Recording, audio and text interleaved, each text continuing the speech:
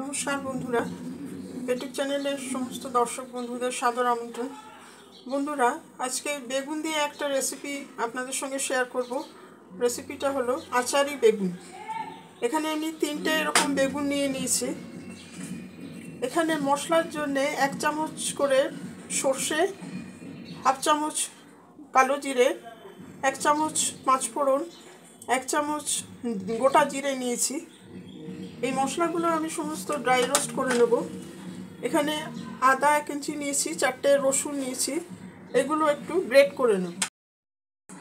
বন্ধুরা, এই মশলাগুলো আমি ড্রাই রোস্ট করে নেব। একটা শুকনো লঙ্কা যোগ করে দিয়েছি। ড্রাই রোস্ট করে নিয়ে গুঁড়ো করে নেব। একটু হালকা করে ভেজে নেব। বন্ধুরা, কড়াতে আমি সরষের তেল দিয়ে দিয়েছি। এখানে ফোড়ন হিসাবে নিয়েছি 1 চিমটে হিং, একটা শুকনো লঙ্কা, 2টো তেজপাতা। ফোড়নটা আমি দিয়ে দেবো। আদা রসুন গ্রেট করা রয়েছে, সেটাও দিয়ে দেবো।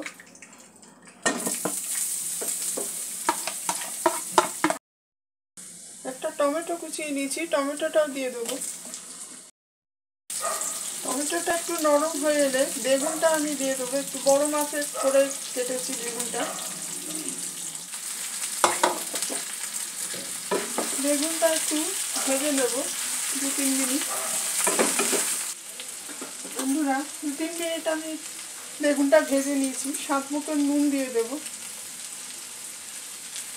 এখানে 1 চা চামচ ধনে গুঁড়ো নিয়েছি, হলুদ গুঁড়ো নিয়েছি, আর অল্প লঙ্কা গুঁড়ো নিয়েছি। মশলাটাও যোগ করে দেবো। 2টো কাঁচা লঙ্কা চিড়ে নিয়েছি, কাঁচা লঙ্কাটাও দিয়ে দেবো। বন্ধুরা, সামান্য জলের ছিটে দিয়ে দেবো যাতে বেগুনটা ভালোভাবে সেদ্ধ হয়ে যায়।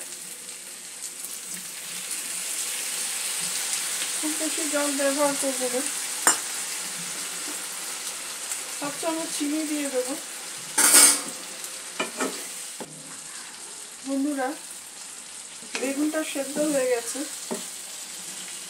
ড্রাই রোস্টেড মশলাটা আমি দিয়ে দেবো। 1-2 মিনিট একটু রান্না করে দেবো। একটু ধনে পাতা ছড়িয়ে দেবো। একটু লেবুর রস ছড়িয়ে দেবো।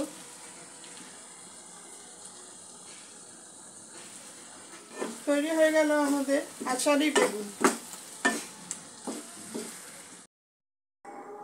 আমাদের আচারি বেগুন একদম রেডি। আজকের রেসিপি কেমন লাগলো কমেন্ট করে জানাবেন কিন্তু বন্ধুরা।